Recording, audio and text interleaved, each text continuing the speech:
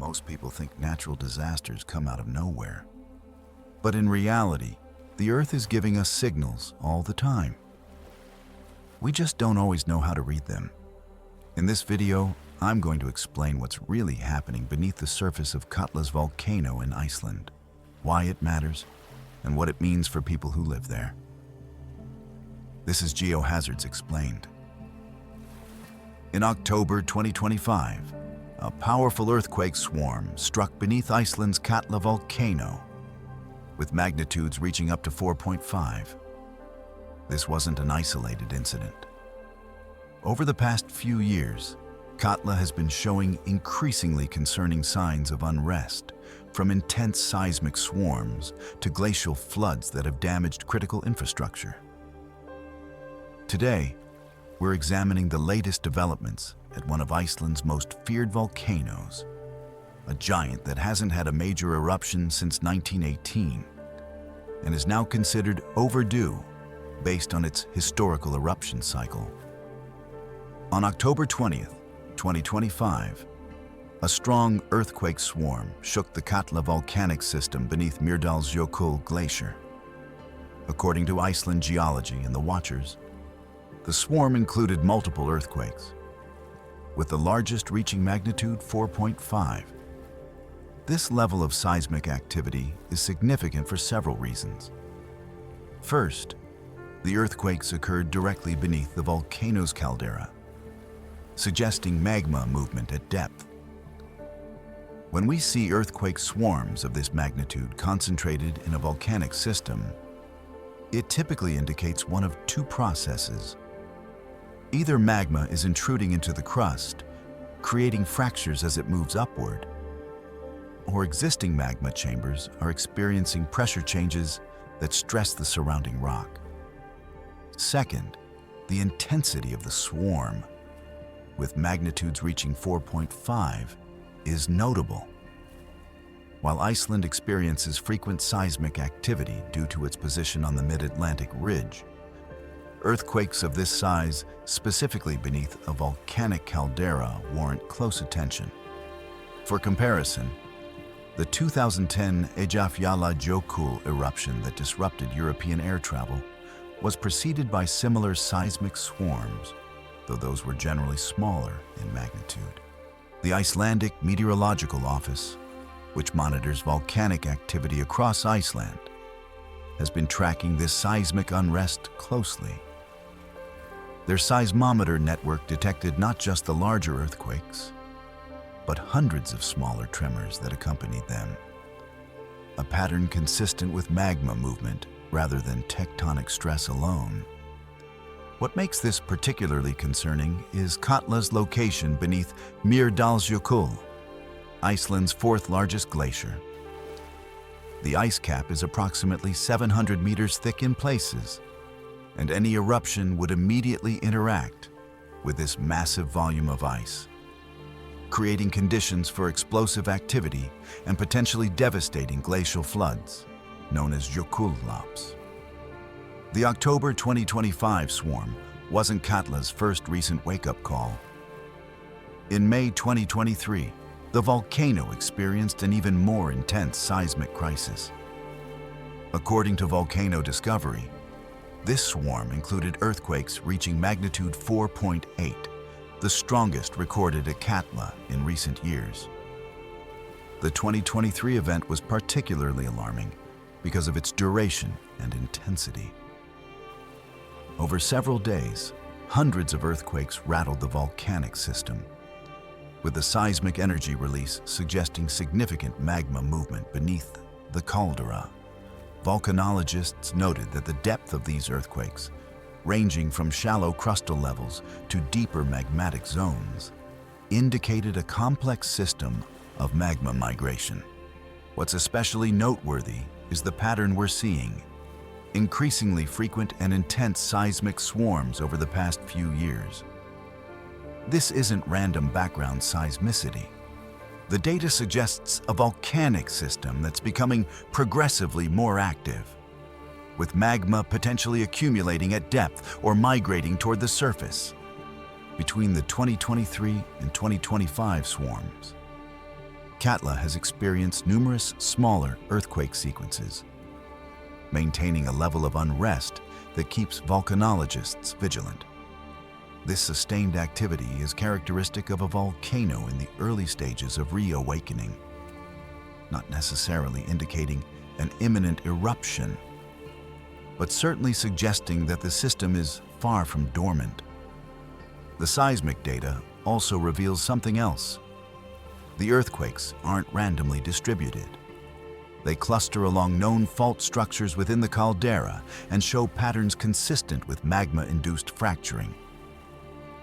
This spatial distribution helps scientists understand where magma might be accumulating and which areas of the volcano are experiencing the greatest stress. In July 2024, Katla demonstrated its hazardous potential in dramatic fashion. A glacial flood, or Jökull burst from beneath Mýrdalsjökull glacier, causing significant damage to Iceland's ring road and destroying a bridge. According to Volcano Discovery, this event highlighted the immediate dangers posed by Katla, even without a full-scale eruption. Jökull occur when geothermal heat from volcanic activity melts ice at the base of a glacier.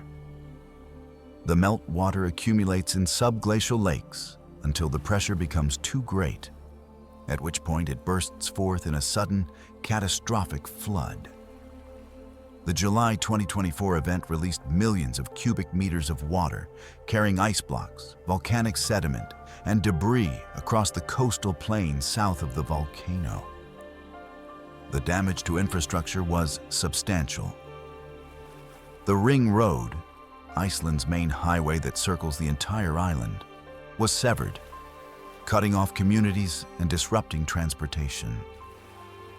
The destroyed bridge will require significant engineering work to replace, and the event served as a stark reminder that Katla poses threats even during periods of relative volcanic quiescence. What caused the 2024 Jökull? The most likely explanation is increased geothermal activity beneath the glacier. When magma rises closer to the surface, or when existing magma bodies experience increased heat flow, the rate of ice melting accelerates. The timing of this flood, occurring between the major seismic swarms of 2023 and 2025, suggests ongoing volcanic unrest at depth. Historically, Jökull from Katla have been even more devastating. The volcano's name comes from the Icelandic word Katla, meaning kettle, referring to the cauldron-like depressions that form in the glacier when subglacial eruptions melt the ice from below. Past eruptions have generated floods with peak discharge rates exceeding 300,000 cubic meters per second, comparable to the flow rate of the Amazon River. The 2024 flood, while significant, was relatively small compared to eruption-triggered Jökull. If Katla were to erupt beneath the full thickness of Mýrdalsjökull, the resulting flood could be catastrophic for communities on the southern coast, including the town of Vik, which lies directly in the path of potential floodwaters. To understand why volcanologists are concerned about Katla's recent activity, we need to examine its eruptive history. According to multiple volcanological sources, Katla's last major eruption occurred in 1918, over a century ago. This is significant because Katla has historically erupted with remarkable regularity, typically every 40 to 80 years. The 1918 eruption was a powerful event that generated massive Jökull, deposited ash across southern Iceland, and created new land along the coast as volcanic debris was carried by floodwaters to the sea. The eruption lasted several weeks and demonstrated Katla's capacity for sustained, explosive activity. Going further back in the historical record, Katla has erupted approximately 20 times since Iceland's settlement in the 9th century. Major eruptions occurred in 1755, 1721, 1660, 1625, and 1580, among others. This historical pattern reveals a volcano that erupts frequently on geological timescales and has significant impacts when it does. The fact that we're now 106 years past the last major eruption means Katla is statistically overdue based on its historical behavior. This doesn't mean an eruption is imminent. Volcanic systems don't operate on strict schedules. But it does mean that the probability of an eruption increases with each passing year. What makes Katla particularly dangerous is its eruption style. The interaction between magma and ice creates explosive conditions. When hot magma encounters water or ice, it causes rapid steam expansion, fragmenting the magma into fine ash particles and driving explosive eruptions. This process, called phreatomagmatic activity, can generate eruption columns reaching tens of kilometers into the atmosphere. The 2010 Mýrdalsjökull eruption, which disrupted European air travel for weeks, was much smaller than typical Katla eruptions. Mýrdalsjökull produced about 0.27 cubic kilometers of volcanic material. By comparison, Katla's 1918 eruption produced approximately 0.7 cubic kilometers, and some historical Katla eruptions have been even larger. A major Katla eruption today would have far-reaching consequences. The ash plume could disrupt air travel across the North Atlantic, affecting routes between North America and Europe. The Jökull lapse could devastate infrastructure and threaten communities.